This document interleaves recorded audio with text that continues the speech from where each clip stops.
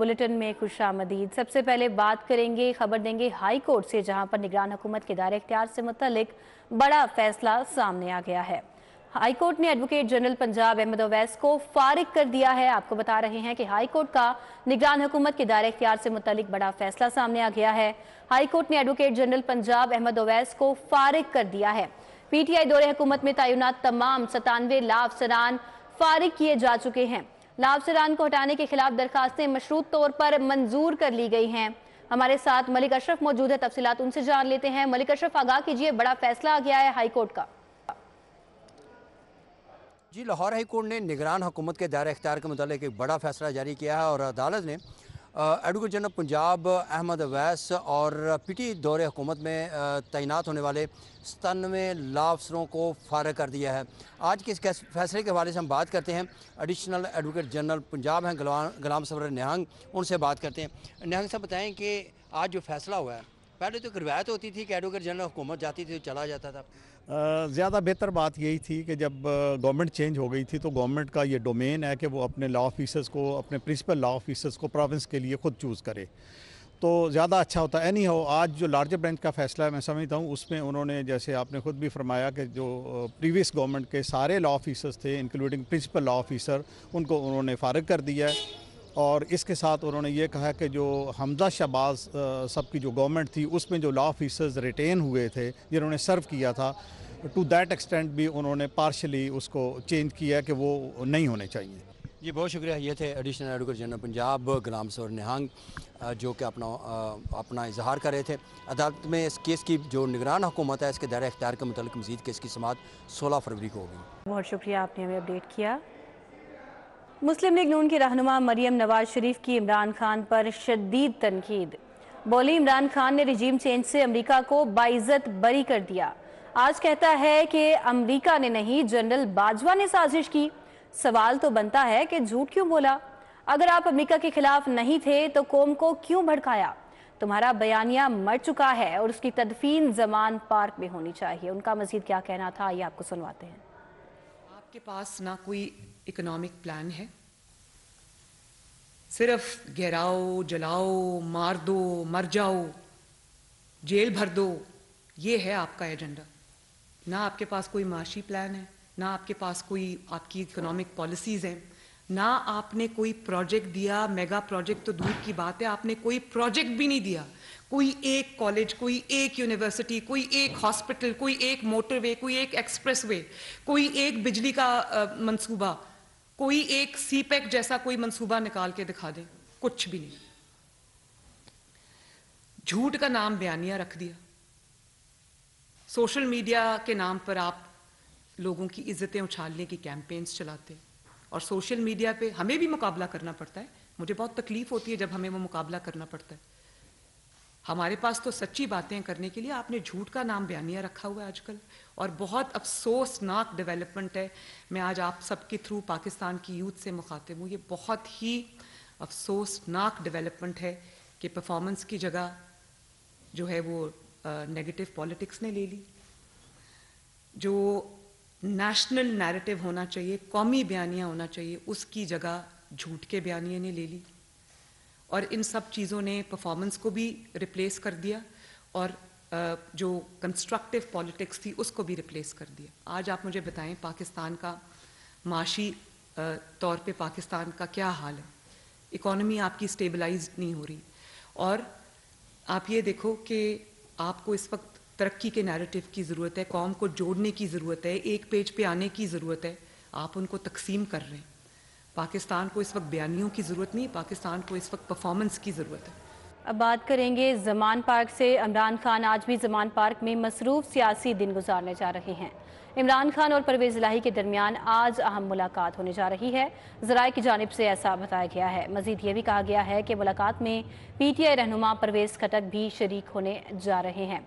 PTI और काफली की क़यादत मुश्तरका सियासी सफबंदी से मुतलिक अहम फैसले करेगी। इमरान खान एक बार फिर काफली को तरीके इंसाफ में जम होने की दावत देंगे। मुलाकात में इंतखाबी मैदान के हवाले से हतमी हिकमत अमली का ऐलान किया जाएगा। पीटीआई और काफली की क़यादत इंतखाबी लाहे अमल के हवाले से अहम फैसला करने जा रही है। इमरान खान आज पार्टी रहनुमाओं से भी मुलाकातें करेंगे। पंजाब खैबर पख्तूनख्वा में आम इंतखाबात के बारे में पार्टी रहनुमाओं से मुशावरत भी होने जा रही है।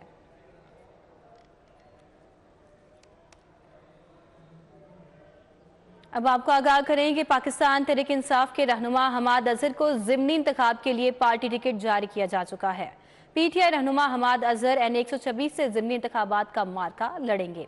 हमाद अजहर 2018 के जनरल इलेक्शन में भी NA-126 से जीत चुके हैं। तफसीलात जानते हैं इस मामले पर उस्मान खादिम कंबो ने हमें ज्वाइन किया है। उस्मान, अपडेट कीजिएगा। जी बिल्कुल, पाकिस्तान तहरीक इंसाफ के मरकजी रहनुमा हमाद अजहर को तहरीक इंसाफ की जानिब से NA-126 में जो ज़िमनी इंतखाब होने जा रहा है उसके लिए टिकट जारी कर दिया गया है। पाकिस्तान तहरीक इंसाफ के चेयरमैन इमरान खान की मंजूरी के बाद हमाद अजहर को ये टिकट जारी किया गया और हमाद अजहर NA-126 में बल्ले के निशान पे इंतखाबात में हिस्सा लेंगे। इससे कल 2018 में भी इसी हल्के से NA-126 से हमाद अजहर ने जो है वो कामयाबी समेटी थी पाकिस्तान तहरीक इंसाफ के लिए। इस वक्त इमरान खान ज़मान पार्क के अंदर मौजूद हैं। ज़मान पार्क में जो है वो सियासी सरगर्मियां जो है जारी हैं, पारा हाई है। जेल भरो तहरीक के हवाले से मुशावरत की जा रही है, जबकि आज परवेज इलाही जो साबिक वज़ीर आला पंजाब के उनकी इमरान खान के साथ मुतवक्के मुलाकात है। ज़राए का ये कहना है कि इमरान खान उन्हें एक बार फिर मुस्लिम लीग काफ को पाकिस्तान तहरीक इंसाफ में जम करने के हवाले से दावत देंगे और इस हवाले से ज़राए का ये कहना है कि अहम ऐलान भी मुतवक्के है। जबकि परवेज इलाही के साथ मिलकर इमरान खान आज हतमी जो है वो मुशावरत करेंगे, हतमी फैसले किए जाएंगे खास तौर पे जो ज़िमनी इंतखाब होने जा रहा है पंजाब नेशनल असम्बली की सीटों के ऊपर और पंजाब और खैबर पख्तूनख्वा असम्बलियों के अंदर जो आम इंतखाबात होने हैं उसके हवाले से भी परवेज इलाही के साथ इमरान खान मुशावरत करेंगे। इस मुलाकात के अंदर परवेज खटक भी शरीक होंगे, जबकि इमरान खान इस मुलाकात के बाद परवेज इलाही साहब के साथ मुलाकात के बाद जो पाकिस्तान तहरीक इंसाफ के रहनुमा हैं उस्मान खादिम कंबो, आपका बहुत शुक्रिया, आपने हमें अपडेट किया।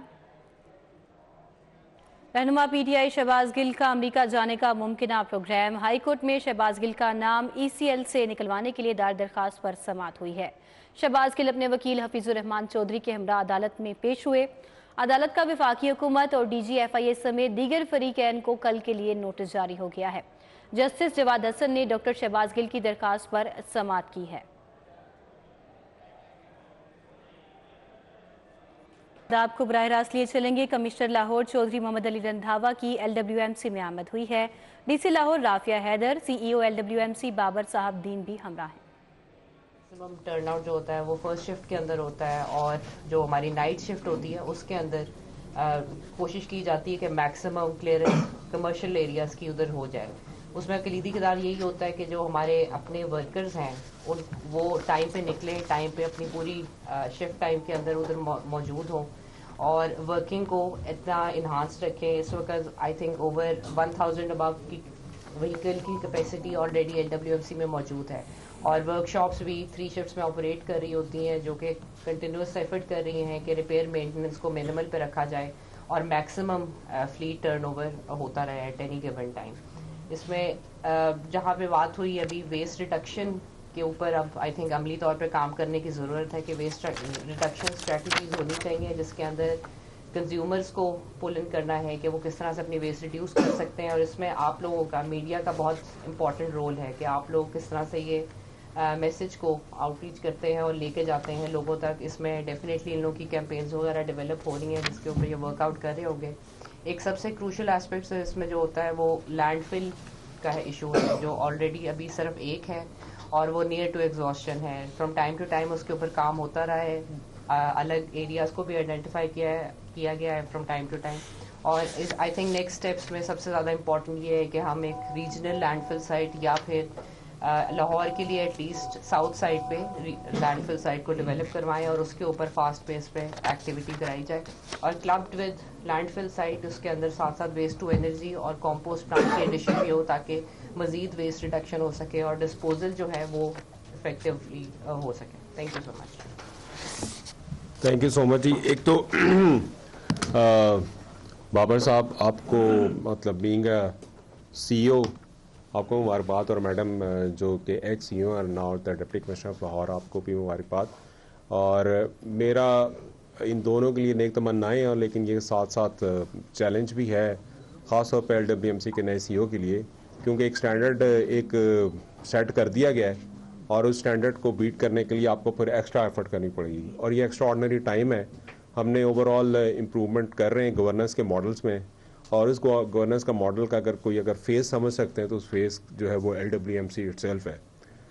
मेरी कुछ गुजारिशात हैं जो मैंने डेफिनेटली इस ब्रीफिंग के अंदर भी इनके साथ शेयर करनी है और वैसे भी आपको कन्वे करता जाऊं कि एक तो हम जो ये साइलोज़ में काम करते हैं कि जी ये प्राइवेट हाउसिंग का काम है, ये प्राइवेट ठेकेदारों का काम है या कंटोनमेंट का काम है, वो ओवरऑल तमाम लाहौर की जुरिसडिक्शन की responsibility Lahore waste management company की होगी। वो ये काम खुद कर लें, अपने कैंट के ऑफिसर्स के थ्रू करवा लें, प्राइवेट हाउसिंग के थ्रू करवा लें, और जहाँ जहाँ पे प्राइवेट ठेकेदार बैठे हुए हैं उनसे करवा लें। लेकिन अगर पूछा जाएगा तो वो लाहौर वेस्ट मैनेजमेंट कंपनी से पूछा जाएगा कि उसको कैसे अचीव करते हैं, नंबर 1। नंबर 2, इसमें छोटा सा वेजिटेबल मार्केट मैंने विज़िट की थी, वहाँ पे स्टार्ट हुआ, पहले 1-2 दफ़ा सरप्राइज विज़िट किया, फिर बता के किया कि ओवरऑल हमने कैसे चीज़ों को इम्प्रूव करना है। मेरी CEO साहब से रिक्वेस्ट ये होगी कि आप अपने ऑफिसर्स की और अपने ऑफिशियल्स की, जो तमाम हमारे भाइयों की, इनकी जॉब डिस्क्रिप्शंस बनाएं, जॉब रिस्पॉन्सिबिलिटीज़ बनाएं, और इनकी जॉब रिस्पॉन्सिबिलिटीज़ डेली बेसिस के ऊपर जो ये अपने टारगेट्स अचीव कर रहे हैं उसकी एक रिपोर्ट आप जनरेट किया करें along with your own report. वो रिपोर्ट आप जनरेट करके हमारे ऑफिसर्स को थ्रू DC ऑफिस, एक कॉपी उनको, एक कॉपी हमें करें। मकसद ये नहीं है, मकसद सिर्फ ये है कि हमें पता हो कि कौन काम कर रहा है और कौन काम नहीं कर रहा है। क्योंकि अगर कोई काम नहीं कर रहा तो उसका बोझ कोई ना कोई ज़रूर उठा रहा होता है। ये हो नहीं सकता है कि ना हो, तो फिर एटलीस्ट हमें पता हो कि कौन सी, क्या हमारी स्ट्रेंथ्स हैं, क्या वीकनेसेस। किसी कंपनी को सक्सेस करने के लिए उसके हमें प्रॉपर स्वॉट एनालिसिस करना पड़ता है। कमिश्नर लाहौर और deputy commissioner Lahore CEO LWMC के हमरा LWNC में प्रेस कॉन्फ्रेंस कर रहे थे, जो कि आपने मुलाहिजा की है। आगे बढ़ते हुए आपको बताएं कि सूबे भर के डिस्ट्रिक्ट हेल्थ अथॉरिटीज़ अद्वियात खरीदारी की अदायगियाँ नहीं कर सकी हैं। अजला में खरीदी गई अद्वियात के 1 अरब रुपये से ज़ायद के बकाया जात मौजूद हैं। अजला में अद्वियात के बिल्स क्लियर ना करने से मजीद सप्लाई मिलना मुश्किल हो चुका है। सूरत हाल जानते हैं senior health reporter Zahid Chaudhry से। जी जाहिद चौधरी।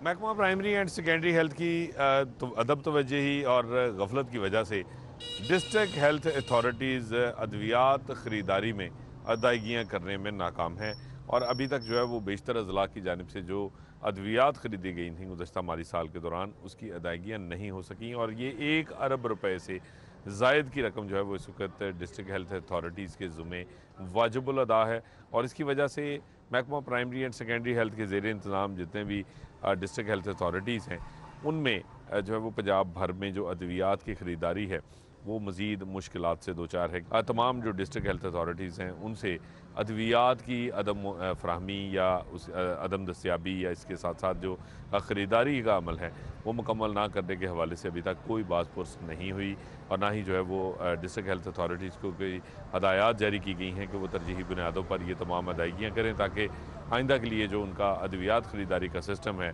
वो स्मूथ जो है वो आगे बढ़ सके और मज़ीद जो है वो दुश्वारी का, किसी भी मुश्किल का न। जाहिद चौधरी, आपका बहुत शुक्रिया, आपने अपडेट किया।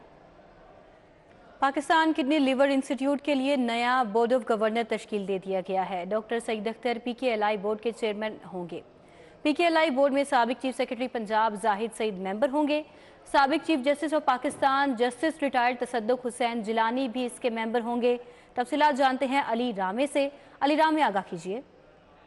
जी बिल्कुल, निगरान हुकूमत की मंजूरी के बाद PKLI Pakistan kidney liver institute research centre का बाकायदा नया बोर्ड जो है वो तश्कील दे दिया गया। इस नए बोर्ड में निगरान हुकूमत की तरफ से जो मंजूरी दी गई है उसमें डॉक्टर सईद अख्तर जो मौजूदा प्रेसिडेंट है PKLI के, उनको बाकायदा चेयरपर्सन जो है वो लगाया गया है। और इसमें पहले जो साबिक दौरे हुकूमत के अंदर जो एक बोर्ड था उसको तहलील किया गया और साथ ही नया PKLI का बोर्ड जो है वो लगाया गया है। अब इस बोर्ड में साबिक चीफ सेक्रेटरी पंजाब जाहिद सईद, उनको मेंबर तैनात किया गया, और साबिक चीफ जस्टिस ऑफ पाकिस्तान तसद्दुक हुसैन जिलानी, उनको भी बाकायदा तौर पर मेंबर जो है वो मुंतखब किया गया है।